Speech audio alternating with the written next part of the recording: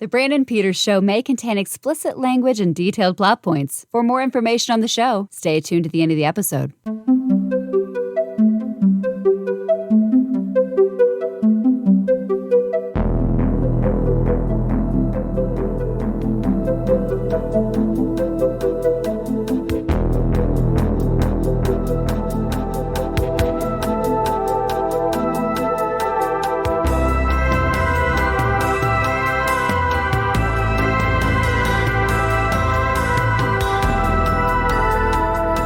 And now, here's Brandon.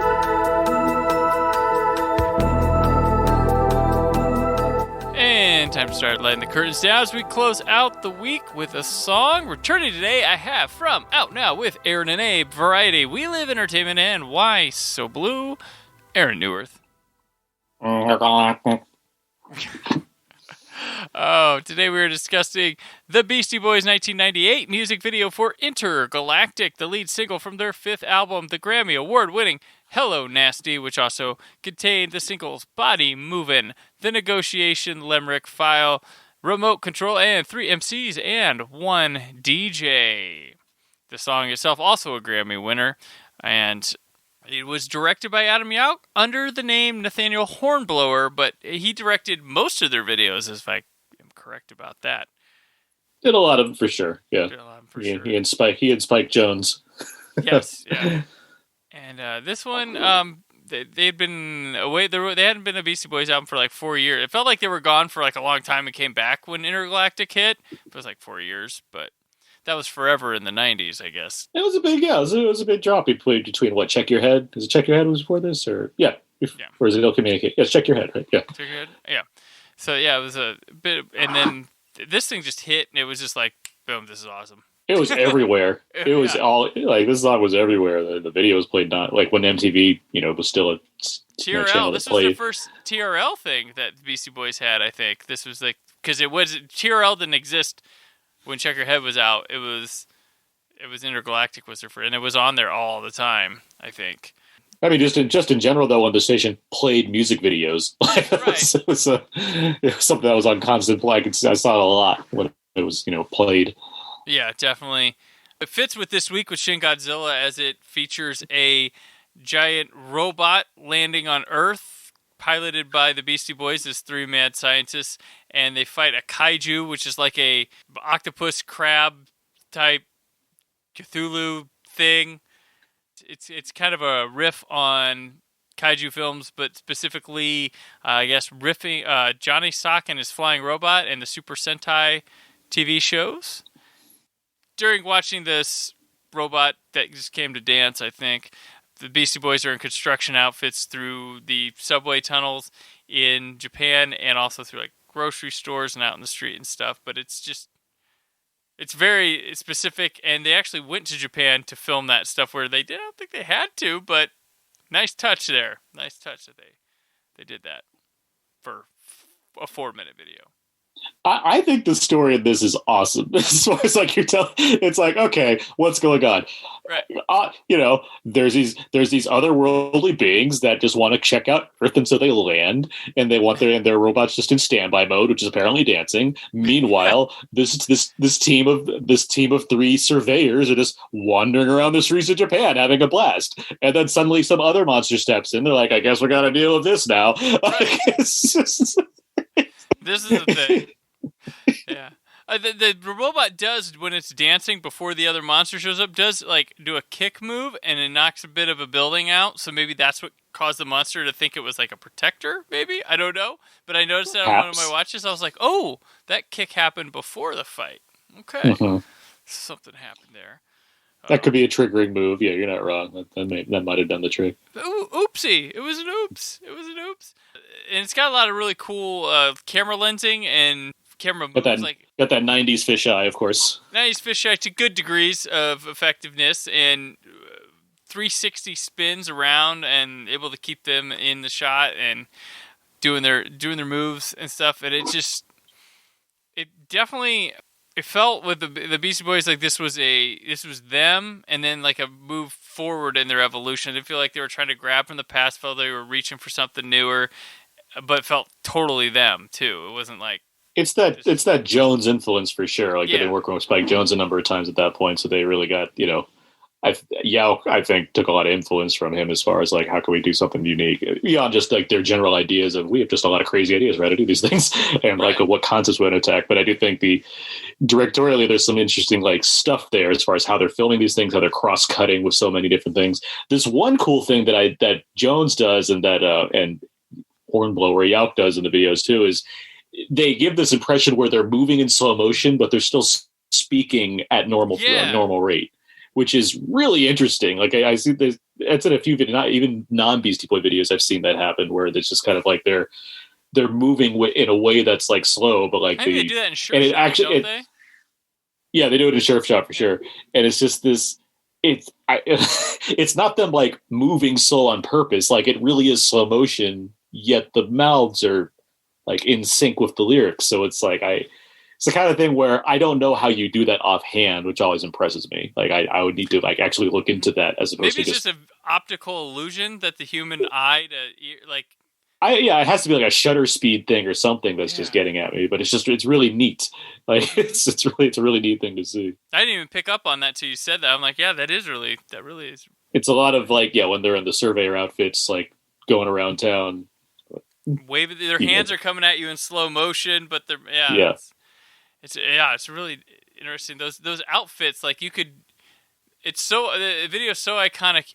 You could dress with a friend or two in those outfits, and people know exactly what you were from. Like that's how big this was. That's how specific this video is, and the fact that they have something like this and Sabotage in their repertoire, that's just crazy.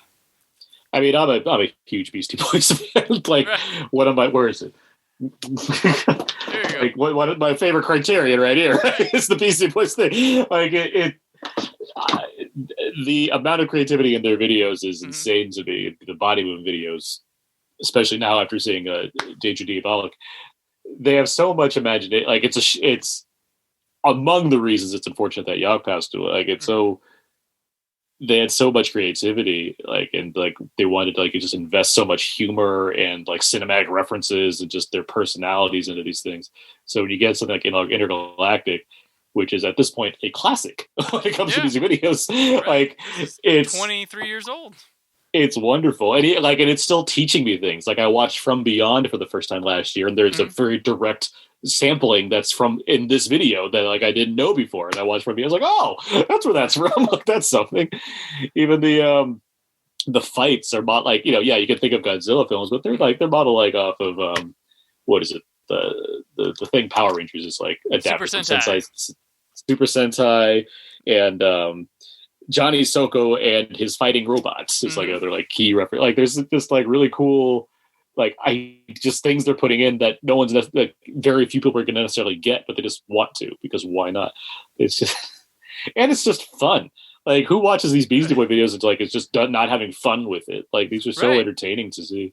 I showed my daughter it. I was like, oh, she'd like because we'd been watching the Godzilla movies. She's been really into them, and I was like, oh, you guys, let me show you this music video I'm going to talk about in the show. And she liked it. She's like, do they have other music videos? And I was like, sure. So I showed her Sabotage, and she thought that was funny too. So she's into the Beastie Boys. Body movement I could watch on a repeat for a day. Like it just that does everything for me in that video. Right? Yeah. No, they have a history. I mean, from Fight for Your Right to all the way through, they were just funny with their video. They had personalities that are funny, and the fact that like they didn't just stop at the record, the videos mattered to them too. Was every piece of presentation for their music they needed to have covered, and they were really good at that. Definitely, and they're little funny touches too, like when the robot gets knocked down by the kaiju, there's a toilet that bounces off its head. There's like a little porcelain toilet. I thought that was funny. That I caught on one of the times. I was like, oh, that's funny. And this one, like, for this show, I watched this video probably an unhealthy amount of times just because it was enjoyable and I kept wanting to find little details in it. Really funny, too, in an odd way. So the song, as I mentioned, it won a Grammy for Best Alternative Performance by a group or something. It won a VMA MTV VMA award for best hip hop video. Like, which one is it, guy? I mean, Beastie Boys with their albums, you would get a variety of different takes on their music through different ones. Like, I love Ill Communication because it's got straight hip hop, it's got their own thing, it's got really good sampling, it's got like punk songs on there, it's got like rock songs, like. Ill Communication is my favorite of their albums, although it's splitting hairs. Like, right. Like the title track with Q-Tip, I love that song. It's good stuff. But I mean, we're on Hello Nasty, which Hello Nasty, I think it was the last. Like, I love Beastie Boys, but like this is where this was the last time I remember being like really focused on Beastie Boys, buying albums, stuff like that. I think I got their last album or something, like a friend got it for me or something like that. But like this was like it. I think I like just kind of fell off from paying attention to the Beastie Boys for some I don't know, life, college idiot, I don't know, but they were super relevant to it, had everything, and then just kind of, I don't know. But that's where I was with the Beastie Boys. Hello Nasty, which is that. I mean, I've always loved the Beasties. Right. I mean, I have all their albums. When they come out, I'm ready to get them. I really like To the Five Boroughs. The mix-ups are fun. Like, hey, it's just music. You just play it in the background, just have a good time. Yeah. Well, I got so psyched last year when a Beastie Boys story was coming out, and was so disappointed because that was going to be an IMAX release, and then obviously the world ended, so that got canceled. But it was still thrilled to see the actual, still be able to see it on Apple. Mm-hmm. And it's such a it's a very entertaining, directed by Spike Jonze, no less, too. But it's just a great like oral history of them, with obvious emphasis on the fact that they had Adam Yauch and then he passed away. So it's just but. That's it. Spike. It's fitting Spike Jonze doing their documentary, but it reminds me like, oh yeah, and Cameron Crowe did the Pearl Jam documentary. It's like it's interesting the filmmakers that pick up to do the documentary, which Jim Jarmusch with Neil Young, like Scorsese with those guys. The not the Beatles, but those one the spinning rocks. If there's a Vietnam or one song gets used, if there's a Vietnam movie, guys, I don't know. Not Creedence Vietnam song guys. Yeah, those guys. If you know who they are, just tweet at us. I don't know. We're having a hard time. I don't think you can find them on the internet, but they're somewhere. It's right under my thumb. I don't know. I'll get it. I've never considered like what are the best music videos of all time, but I can't imagine this one not like factoring in that conversation, like in some kind of top 100 list at least. Where does it fit in your ranking of kaiju films? Of kaiju, I mean, it's a pretty good one. It's ahead of a lot of the Gamera films that I watched recently. Got the best soundtrack. Got the best soundtrack, that's for damn sure. I mean, as far as a lot of these, Akira Ifukube of the Godzilla films does its magic, of course, but it's high up there for sure. Excellent. Okay, well, that'll wrap up another week on the show. Aaron, thank you so much for classing up the show for me this week. Let people know where they can find your work over the internet over the weekend. Happy to be here and happy to talk Intergalactic. You can find me over on a number of places. You can find me co-hosting my podcast Out Now with Aaron Abe. That's available on iTunes and everywhere you can find podcasts. You can read my writing at League of Entertainment. All my movie reviews end up over there. I'm also writing at YSoBlu.com. You can find my recent show ranking of the Godzilla films along with Criterion reviews for me. And got some stuff on Variety occasionally. And I'm on Twitter at Aaron's PS4. All right, I'm on Twitter and Instagram at Brandon4KUHD. Written work at YSoBlu.com. The Brandon Peters Show returns next week, but until then, always remember to keep the positivity in your online film chatter.